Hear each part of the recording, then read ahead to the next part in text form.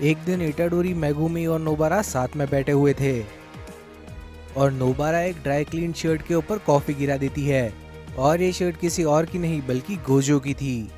Nobara कहने लगती है कि ये लोग सारा इल्जाम कियोटाका पर लगा देंगे क्योंकि वो ही इन लोगों को वो शर्ट देकर गया था। लेकिन इटाडोरी और मेगुमी को ये बात अच्छी नहीं लगती, जिसके चलते ये लोग इस शर्ट को साफ करने की कोशिश करने लगते हैं। नोबारा कहने लगती है कि ये शर्ट इतनी भी ज्यादा महंगी नहीं होगी, लेकिन मेगुमी उस शर्ट की प्राइस चेक करने लगता है जो कि करीब 2.5 लाख येन की थी। नोबारा इन दोनों से कहने लगती है कि तुम दोनों 80-80 हजार येन निकालो और 90,000 येन वो देगी, लेकिन मेगुमी और इटाडोरी उसे साफ मना कर देते हैं और अचानक से उस जगह पर गोजो आ जाता है। ये लोग उस शर्ट को मेगुमी की यूनिफॉर्म के अंदर डाल देते हैं, लेकिन वो शर्ट साफ साफ दिखाई दे रही थी। इटाडोरी और नोबारा अपने आप को उस शर्ट को बाहर निकालने से नहीं रोक पाते और उस शर्ट को बाहर निकालने के साथ ही वो दोनों जोर जोर से हंसने लगते हैं। और इस सब के बाद सीन फिर से प्रेजेंट टाइम के अंदर आ जाता है, जहाँ पर इटाडोरी के सामने नोबारा मर चुकी थी। सुकुना की तबाही और नानामी की डेथ से इटाडोरी पहले से ही काफी ज्यादा नाखुश था और नोबारा की मौत से तो वो अंदर ही अंदर से काफी ज्यादा टूट जाता है, जिसके चलते वो रोना शुरू कर देता है। और यहाँ पर माइतो काफी ज्यादा खुश था क्योंकि उसने वो चीज कर दी थी जो वो करना चाहता था। वो भागता हुआ इटाडोरी के पास आ जाता है और ब्लैक फ्लैश का यूज करने के साथ इटाडोरी को जोर का मुक्का मार देता है। इटाडोरी जाकर सीधा दीवार के अंदर घुस जाता है और माइतो उससे कहने लगता है कि तुम्हें क्या लगा तुम यहाँ पर आकर सभी डीमंस को मार दोगे? ये काफी बड़ी जंग है, मैं लोगों को मारने से पहले नहीं सोचता और तुम लोगों को बचाने से पहले कभी नहीं सोचते। हम दोनों बिल्कुल एक ही जैसे हैं।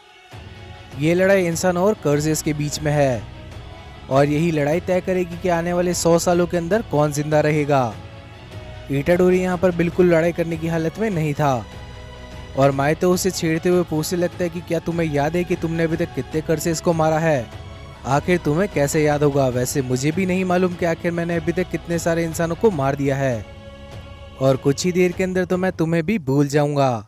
वो अपने हाथों को नुकीला बनाने के साथ ही इटाडोरी के ऊपर अटैक करने लगता है, लेकिन अचानक से ताली बजने की आवाज आती है और इटाडोरी वहां से गायब हो जाता है। और यहाँ पर टोडो की एंट्री हो चुकी थी। टोडो ने वहां आने के साथ ही इटाडोरी को भी बचा लिया था। टोडो इटाडोरी से कहने लगता है कि काफी सारे लोग जल्दी हार मान लेते हैं, लेकिन हम लोगों की बात ही अलग है। टोडो कुछ ही देर पहले अपने दोस्त नित्ता के साथ शिबुया स्टेशन पर आया था। टोडो बिल्कुल उसी जगह पर था जहां पर गोजो की लड़ाई हुई थी और गोजो की डोमेन की वजह से अभी भी वो सारे लोग वहीं पर खड़े हुए हैं। और टोडो हालात देखने के साथ ही समझ जाता है कि सूडोगे तो यहाँ से प्रिजन रेलम को लेकर निकल चुका है और टोडो अपना प्लान चेंज कर देता है। ये लोग गोजो को रेस्क्यू करने की जगह अब कर्सेस को खत्म करेंगे। टोडो कहने लगता है कि इन लोगों को जल्दी करना होगा क्योंकि उसका भाई यहीं पर होगा। ये चीज सुनने के साथ ही नित्ता सोचने लगता है कि आखिर टोडो का भाई कहाँ से आ गया, लेकिन टोडो तो यहाँ पर यूजी की बात कर रहा था जो कि सही समय रहते हैं यहाँ पर आकर इटाडोरी को बचा लेता है। और यहाँ पर माइतो सोच रहा था कि अचानक से इन लोगों की जगह कैसे बदल गई। हनामी ने दरअसल में माइतो को उसकी टेक्निक के बारे में पहले से ही बता दिया था और माइतो यहाँ पर टोडो को देखने के साथ ही समझ जाता है कि ये वही बंदा है जिसने हनामी की पिटाई लगाई थी। और नित्ता यहाँ पर आकर कहने लगते हैं कि उसने नोबारा का इलाज कर दिया है, लेकिन शायद वो पहले से ही मर चुकी है। टोडो इटाडोरी को कहने लगता है कि उठ जाओ भाई, अभी तो लड़ाई शुरू हुई है। और ये चीज सुनने के साथ ही इटाडोरी कहने लगता है कि अब वो नहीं लड़ सकता। सिर्फ नोबारा ही नहीं बल्कि नानामी और बाकी कई लोग भी मारे जा चुके हैं। ये चीज सुनने के साथ ही नित्ता को शौक लगता है क्योंकि आखिर एक फर्स्ट ग्रेड सॉर्सरर कैसे मारा जा सकता है।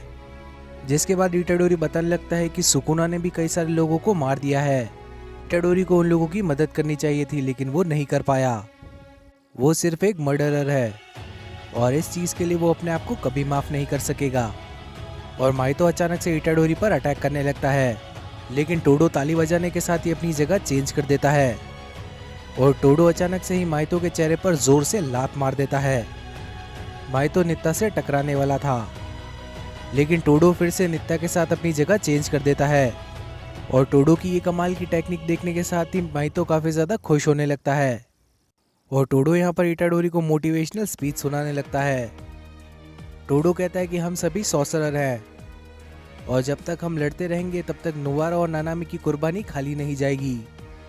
और मौत के पीछे का रीज़न ढूंढना भी मौत की डिसरिस्पेक्ट है। और आखिर में वो इटाडोरी से पूछने लगता है कि आखिर नानामी और नोबारा उसके ऊपर क्या सौंप कर गए हैं। ये सवाल इटाडोरी को अपने आप से पूछना होगा। यही वो सज़ा है जो कि एक सॉर्सरर को मिलती है। और टोडो मन में सोचने लगता है कि नानामी ने भी मरने से पहले यही चीज़ बोली थी। यहाँ पर कोई चीज़ है जो इटाडोरी से छिपाई जा रही है। टोडो माइतो से लड़ने को जाने लगता है और नेता यहाँ पर इटाडोरी का इलाज करने लगता है। नेता बताता है कि इटाडोरी को जो भी चोटें लगी है वो यहीं पर रुक जाएंगी। इटाडोरी की चोट ठीक तो नहीं हुई थी, लेकिन उन सब से खून बहना बंद हो चुका था।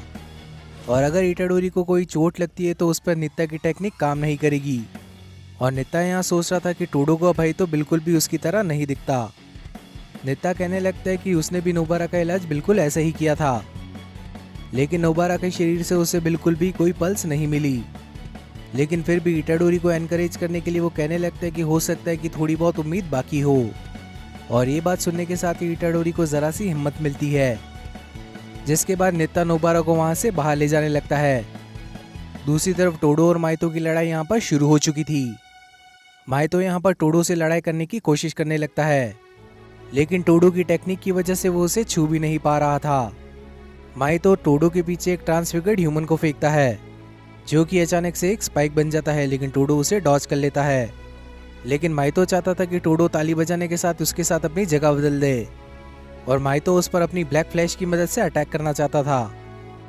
और माइतो सोच रहा था कि वो अपने सोल की ट्रू फॉर्म से काफ़ी ज़्यादा नज़दीक है। टोडो अब ताली बजाता है और उसकी जगह वहाँ पर इटाडोरी आ जाता है, जो कि लड़ाई करने को तैयार था। इटाडोरी अब नानामी से माफ़ी मांगने लगता है क्योंकि वो हार मानने वाला था। यूजी भी ब्लैक फ्लैश की मदद से उसके ऊपर अटैक कर देता है और यहाँ पर माइतो का हाथ टूट चुका था, लेकिन माइतो समय रहते अपने आप को हील कर लेता है। और अब टोडो भी इटाडोरी के पास आ जाता है और ये दोनों ही लड़ाई करने को तैयार थे। और दूसरी तरफ हमें एक ट्रेन दिखाई जाती है जो कि शिबुया की तरफ जा रही थी। ट्रेन के अंदर मीवा बैठी हुई थी, जिसके पास मेकामारू का वही डिवाइस था। मेकामारू मीवा से कहने लगता है कि लड़ाई कभी भी खत्म हो सकती है, तो शिबुया जाने का वैसे भी कोई मतलब नहीं है। मीवा मेकामारू से पूछने लगती है कि आखिर उसने नित्ता और टोडो को ही शिबुया में क्यों बुलाया, जिस पर मेकामारू बताता है कि टोडो के वहाँ पर जिंदा बचने के ज़्यादा चांसेस हैं। नित्ता भी उस जगह पर काफ़ी ज़्यादा यूज़फुल रहेगा, जिस पर मीवा मेकामारू से पूछने लगती है कि क्या वो यूज़फुल नहीं है। और ये लोग अपने ही अलग मिशन पर गए हुए थे, और ये चीज़ दरअसल में मेकामारू का ही एक प्लान था कि ये लोग इस जगह से काफ़ी ज़्यादा दूर रहे। मीवा मेकामारू से पूछने लगती है कि आखिर उसने ऐसा क्यों किया, क्या वो मीवा को कमज़ोर समझता है। लेकिन मेकामारू बताता है कि कमज़ोर तो वो खुद है, क्योंकि उसने गलत रास्ता चुना और आखिर में उसे इस चीज़ का फल भी भुगतना पड़ा। मेकामारू बताने लगता है कि उसे एक लड़की पसंद है, लेकिन भले ही मेकामारू अब जिंदा नहीं है, लेकिन वो खुश है कि दुनिया में कोई तो है जो उसको प्रोटेक्ट करेगा। और ये बात सुनने के साथ ही मीवा यहाँ पर रोने लगती है। हम लोग ये बात जानते ही हैं कि मीवा और मेकामारू एक दूसरे को पसंद किया करते थे। मेकामारू मीवा को आखिरी बाय कहने लगता है, और अचानक से मीवा को ऐसा लगने लगता है कि कोकिची बिल्कुल उसके पास बैठा हो। और कोकिची मीवा को कहने लगता है कि वो हमेशा खुश रहे। और अब कोकिची वहाँ से हमेशा के लिए जा चुका था। और अब मीवा यहाँ पर रोने लगती है, और पिछले डब्बे के अंदर उसके कई सारे साथी खड़े हुए थे, जो कि उसके रोने की आवाज़ सुनने के साथ ही उसके पास आ जाते हैं। माई उटाहिमे से मेकामारू के गद्दार होने की बात पूछने लगती है, और उटाहिमे बताती है कि वो अब मर चुका है, तो इस बात से कोई फर्क नहीं पड़ता। और यहाँ पर ये सभी लोग बदला लेने की बात करने लगते हैं। और यहाँ पर टोडो और इटाडोरी माइतो से लड़ाई कर रहे थे। माइतो भी इन लोगों को कड़ी टक्कर दे रहा था। माइतो भी अपने दो हिस्से कर लेता है, लेकिन टोडो की टेक्निक की वजह से वो इन लोगों को छू भी नहीं पा रहा था। माइतो सोचने लगता है कि टोडो की सोल अभी फुल पावर के अंदर है, तो सिर्फ एक बार छूने की वजह से वो नहीं मरेगा। इटाडोरी के अंदर सिर्फ 10% ही पावर है, और माइतो के अंदर भी अब सिर्फ 40% ही पावर बाकी है। इटाडोरी और नोबारा के अटैक्स ने उसकी हालत पहले ही खराब कर दी थी, और अब माइतो टोडो को मारने का फैसला कर लेता है, क्योंकि उसकी टेक्निक ज़्यादा खतरनाक है। वो अब एक बड़े से ट्रांसफिगर्ड को समन कर देता है, और वो उस ट्रांसफिगर्ड को इन दोनों के पीछे लगा देता है, ताकि इटाडोरी का ध्यान भटक जाए। लेकिन टोडो फिर भी अपनी टेक्निक की मदद से इन दोनों को ही बचा लेता है। माइतो फिर से टोडो के ऊपर अटैक करने लगता है। वो दो इंसानों को तलवार बनाने के साथ ही टोडो के ऊपर अटैक कर देता है, लेकिन टोडो बचते बचाते उसे जोर की लात मार देता है, जिसके बाद टोडो और इटाडोरी फिर से मिल जाते हैं। इटाडोरी एक पत्थर के अंदर अपनी कर्ज एनर्जी डाल देता है और वो उसे माइतो की तरफ जोर से दे मारता है और टोडो ताली बजाने के साथ ही अपनी जगह उस पत्थर से बदल देता है। टोडो को लग रहा था कि वो काफी ज्यादा पीछे रह चुका है, क्योंकि स्कूल इवेंट के बाद से माइतो और इटाडोरी दोनों ने ही ब्लैक फ्लैश को यूज करना सीख लिया है। टोडो अपने आप को और भी ज्यादा पावरफुल बना लेता है और वो माइतो के पास आने के साथ ही उसे एक जोर की ब्लैक फ्लैश किक मार देता है, लेकिन इतने पावरफुल अटैक की मदद से भी उसे कुछ नहीं होता, क्योंकि सिर्फ इटाडोरी ही उसकी सोल को नुकसान पहुंचा सकता है। माइतो अब कई सारे ट्रांसफिगर्ड्स को बाहर निकाल लेता है और वो उन सभी को सांप जैसा बना लेता है। वो अब पूरी ही जगह पर अटैक कर रहा था, जिस वजह से टोडो अपनी जगह स्विच नहीं कर पा रहा था। माइतो का अटैक इतना ज्यादा बड़ा था कि ये लोग शिबुया की सड़कों पर पहुंच जाते हैं और इसी सब के चलते ये एपिसोड भी यहीं पर खत्म हो जाता है। तो वीडियो को लाइक करने के साथ ही चैनल को भी सब्सक्राइब कर लेना। तो अब मिलते हैं नेक्स्ट वीडियो के अंदर, तब तक के लिए बाय एवरीवन।